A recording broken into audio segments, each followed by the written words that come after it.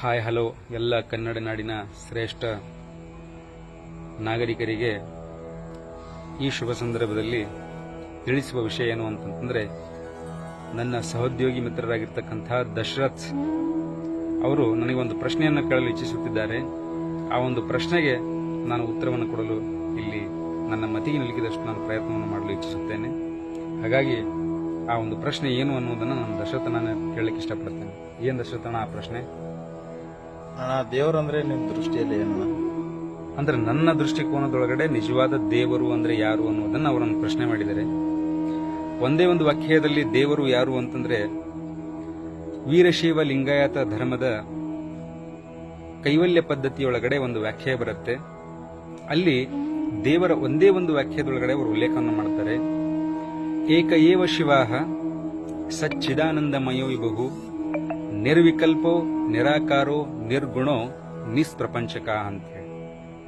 ಏಕ ಏವ ಶಿವಾಹ ಅಂತಂತಂದ್ರೆ, ಇಡೀ ಜಗತ್ತಿಗೆ, ಇಡೀ ಬ್ರಹ್ಮಾಂಡಕ್ಕೆ, ಈ ಕೋಟಿ ಕೋಟಿ ಅಗಣಿತ ನಕ್ಷತ್ರಗಳಿಗೆ, ಈ ಗ್ರಹಗಳಿಗೆ, ಉಪಗ್ರಹಗಳಿಗೆ, ಈ 84 ಜೀವರಾಶಿಗಳಿಗೆ ಯಾರು ಸಾಕಿ ಸಲುತ್ತಾ ಇದ್ದಾನಲ್ಲ, ಆ ಒಂದು ಅವ್ಯಕ್ತವಾದ ಚೈತನ್ಯ ಸ್ವರೂಪಕ್ಕೆ ನಾವು ದೇವರು ಅಂತ ಹೇಳಿ ಕರಿಬೇಕು.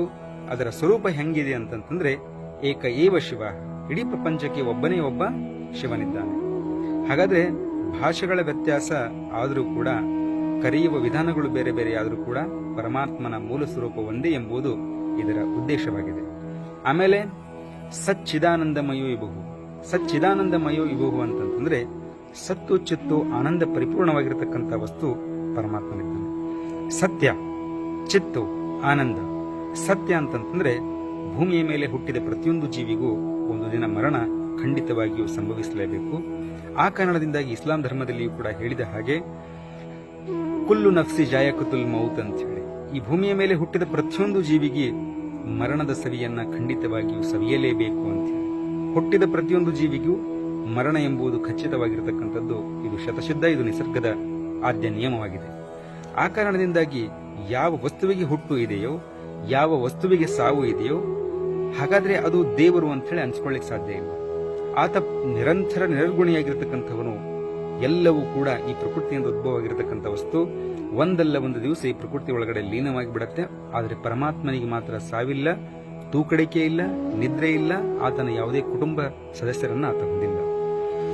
ಚಿತ್ತು, ಚಿತ್ತು ಅಂತಂತಂದ್ರೆ ಪ್ರತಿಯೊಂದು ವಸ್ತುವಿನ ಮೇಲೆ ಪ್ರತಿಯೊಂದು ಸೆಕೆಂಡ್ನಲ್ಲಿ ಪರಮಾತ್ಮನ ಒಂದು ಲಕ್ಷ್ಯ ಇರ್ತದೆ ಅಂತ ಹೇಳಿ. ಒಂದು ಎಲೆಯ ಮರವು ಕೂಡ ತನ್ನ ಅಸ್ತಿತ್ವವನ್ನು ಕಳ್ಕೊಂಡು ಮುಪ್ಪಾವಸ್ಥೆಗೆ ಬಂದು ಉದುರಿ ತೆಳಗಡೆ ಬೀಳಬೇಕಾದ್ರೆ ಪರಮಾತ್ಮನ ಆಜ್ಞೆ ಇಲ್ಲದೆ ಅದು ಬೀಳಲು ಸಾಧ್ಯವಿಲ್ಲ. ಆ ಕಾರಣದಿಂದಾಗಿ ಇಡೀ ಬ್ರಹ್ಮಾಂಡದಲ್ಲಿ ಇರತಕ್ಕಂಥ, ಇಡೀ ಜಗತ್ತಿನಲ್ಲಿರತಕ್ಕಂಥ ಹಿಂದೂ, ಮುಸಲ್ಮಾನ, ಕ್ರೈಸ್ತ ಎಲ್ಲಾ ಜನರು ಸೇರಿಕೊಂಡು ಒಂದೇ ಸಮಯಕ್ಕೆ ಪ್ರಾರ್ಥನೆಯನ್ನು ಮಾಡಿದರೆ ಪರಮಾತ್ಮನು ಎಲ್ಲಾ ಭಾಷೆಗಳ ಪ್ರಾರ್ಥನೆಯನ್ನು ಅಟ್ ಎ ಟೈಮ್ ಸ್ವೀಕರಿಸುವ ಸಾಮರ್ಥ್ಯವನ್ನು ಹೊಂದಿದ್ದಾನೆ. ಅದಕ್ಕೆ ಚಿತ್ತ ಅಂತ ಹೇಳಿ ಕರೀತೀವಿ. ಆಮೇಲೆ ಸತ್ಯ ಆಯಿತು, ಚಿತ್ತ ಆಯಿತು, ಆನಂದ. ಇಡೀ ಜಗತ್ತಿನಲ್ಲಿ ಭೂಮಿಯ ಮೇಲೆ ಹುಟ್ಟಿದ ಪ್ರತಿಯೊಂದು ಜೀವಿಗೂ ಕೂಡ ದುಃಖ ಅನ್ನುವುದು ಕಟ್ಟಿಟ್ಟಿರ್ತಕ್ಕಂಥ ಬುದ್ಧಿ. ಇದು ಮನುಷ್ಯನಿಗೆ ಸುಖ ದುಃಖ ಸರಿಸಮಾನವಾಗಿರ್ತಕ್ಕಂಥದ್ದು. ಆದರೆ ಪರಮಾತ್ಮ ಯಾವತ್ತೂ ಆನಂದಮಯವಾಗಿರ್ತಕ್ಕಂಥವನು. ಆತ ಸದಾ ಹಸನ್ಮುಖಿಯಾಗಿರ್ತಕ್ಕಂಥವನು. ಇಡೀ ಜಗತ್ತು ಎಲ್ಲೋ ಸೇರಿಕೊಂಡು ಆತನಿಗೆ ಪ್ರಾರ್ಥನೆ ಸಲ್ಲಿಸಿದರೆ ಆತನ ಗೌರವದಲ್ಲಿ ಕಿಂಚತ್ತೂ ಕೂಡ ಗೌರವದಲ್ಲಿ ಹೆಚ್ಚಾಗಲಿಕ್ಕೆ ಸಾಧ್ಯ ಇಲ್ಲ. ಇಡೀ ಜಗತ್ತೇ ಕೂಡಿಕೊಂಡು ದೇವನಿಗೆ, ಆ ಪರಮಾತ್ಮನಿಗೆ ತುಚ್ಛವಾಗಿ ಹೀಯಾಳಿಸಿದರೆ, ಬೈದರೆ ಆತನ ಗೌರವದೊಳಗಡೆ ಒಂದು ಕಿಂಚಿತ್ತೂ ಕೂಡ ಬದಲಾವಣೆಯಾಗುವುದು. ಅದಕ್ಕೆ ಆತ ಪರಿಪೂರ್ಣನಾಗಿರ್ತಕ್ಕಂಥವನು. ಅವನು ಸದಾ ಆನಂದ ಹಸನ್ಮುಖಿಯಾಗಿರ್ತಕ್ಕಂಥವನು. ಆಮೇಲೆ ಮತ್ತೊಂದು ಮಾತು ಬರುತ್ತೆ, ನಿರ್ವಿಕಲ್ಪ.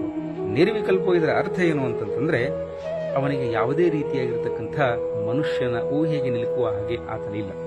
ಮನುಷ್ಯನ ಕಲ್ಪನೆಗೆ ಆತ ನಿಲುಕುವವನಲ್ಲ. ಪರಮಾತ್ಮ ಹಿಂಗೆ ಇದಾನಂತ ಹೇಳಿ ಯಾವ ಮನುಷ್ಯನಿಂದನೂ ಕೂಡ ಹೇಳಲಿಕ್ಕೆ ಸಾಧ್ಯ ಇಲ್ಲ.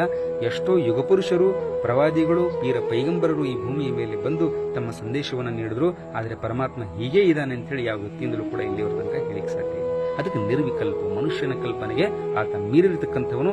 ಹೀಗೆ ಇದಾನೆ ಅಂತ ಹೇಳಿ ಪರಮಾತ್ಮನ ಪರ್ಟಿಕ್ಯುಲರ್ ನಾವು ಹೇಳಲಿಕ್ಕೆ ಸಾಧ್ಯ ಇಲ್ಲ. ಆಮೇಲೆ ಹೇಳ್ತಾರೆ ನಿರಾಕಾರ. ಪರಮಾತ್ಮನ ಯಾವ ಆಕಾರವೂ ಕೂಡ ಇಲ್ಲ. ಆತ ಹೀಗೆ ಇದ್ದಾನೆ, ಆತನ ಸ್ವರೂಪ ಹೀಗೆ ಇದೆ ಅಂತ ಹೇಳಿ ಯಾವ ಮನುಷ್ಯನಿಗೂ ಕೂಡ ಹೇಳಲು ಸಾಧ್ಯವಿಲ್ಲ. ಅದಕ್ಕೆ ಇಸ್ಲಾಂ ಧರ್ಮದಲ್ಲಿಯೂ ಕೂಡ ಒಂದು ಸೂತ್ರ ಬರುತ್ತೆ, ಕುಲ್ ಹೂ ಅಲ್ಲ ವಹದ ಅಲ್ಲ ಉಸ್ಸಮದ್ ಲಮ್ಮಿ ಯಲಿದ ವಲಮ್ಮಿ ಯೂಲದ ವಲಮ್ಮಿಯ ಕುಲ್ಲಹು ಕುಫುವನ್ನ. ಓ ಜನರೇ, ಹೇಳಿರಿ, ಇಡೀ ಬ್ರಹ್ಮಾಂಡವನ್ನ, ಇಡೀ ಪ್ರಪಂಚವನ್ನ ಹುಟ್ಟಿಸಿದ ನಿಮ್ಮೆಲ್ಲರ ಪ್ರಭು ಒಬ್ಬನೇ. ಆತನಿಗೆ ತಂದೆ ಇಲ್ಲ, ಆತನಿಗೆ ತಾಯಿ ಇಲ್ಲ, ಆತನಿಗೆ ಬಂಧು ಬಳಗವಿಲ್ಲ, ಆತನಿಗೆ ತೂಕಡಿಕೆ ಇಲ್ಲ, ಆತನಿಗೆ ನಿದ್ರೆ ಇಲ್ಲ. ಆತ ಸದಾ ನಿರಂತರ ನಿರ್ಗುಣಿಯಾಗಿರತಕ್ಕಂಥವನು. ಹಾಗಾಗಿ ಪರಮಾತ್ಮನ ಯಾವುದೇ ಗುಣ ಆಗಲಿ ಸ್ವರೂಪ ಆಗಲಿ ಇಲ್ಲ ಅಂತ ಹೇಳಿ ಅವರು ಉಲ್ಲೇಖವನ್ನು ಮಾಡುತ್ತಾರೆ. ನಿಷ್ಪ್ರಪಂಚಕ, ಆತ ಯಾವುದೇ ರೀತಿಯಾಗಿರತಕ್ಕಂಥ ಪುಲ್ಲಿಂಗವಾಗಿರಬಹುದು, ಸ್ತ್ರೀಲಿಂಗವಾಗಿರಬಹುದು, ನಪುಂಸಕಲಿಂಗವಾಗಿರಬಹುದು, ಯಾವ ವರ್ಗಕ್ಕೂ ಕೂಡ ಆತ ಸೇರಿದವನಲ್ಲ. ಹೀಗಾಗಿ ಪರಮಾತ್ಮ ಯಾರು ಅಂತಂದ್ರೆ ಒಂದೇ ಒಂದು ವ್ಯಾಖ್ಯೆಯಲ್ಲಿ ಹೇಳುವುದಾದ್ರೆ, ಒಂದು ಗ್ಲಾಸ್ ನೀರನ್ನು ನಾವು ತೆಗೆದುಕೊಂಡು ಅದಕ್ಕೆ ಕನ್ನಡದಲ್ಲಿ ನೀರು ಅಂತ ಹೇಳಿ ಕರೀಬಹುದು, ಆಂಗ್ಲ ಭಾಷೆಯಲ್ಲಿ ವಾಟರ್ ಅಂತ ಹೇಳಿ ಕರೀಬಹುದು, ಹಿಂದಿ ಒಳಗಡೆ ಅದಕ್ಕೆ ಪಾನಿ ಅಂತ ಹೇಳಿ ಕರೀಬಹುದು.